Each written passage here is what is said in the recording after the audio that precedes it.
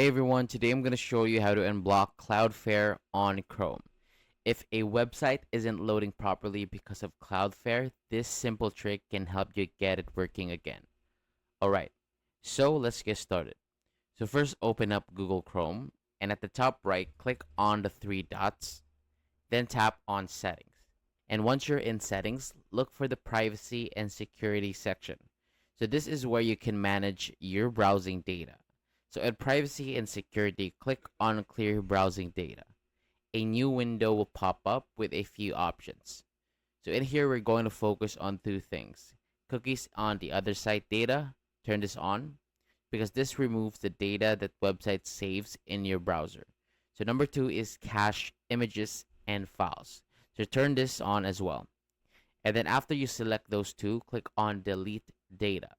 And don't worry too much because clearing cookies might log you out of some websites, but it usually doesn't remove anything important.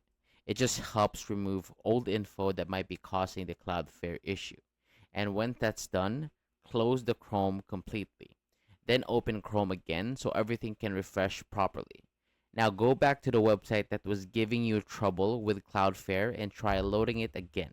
So in most cases, the issue should be fixed and you can browse without any hassle. And that's it.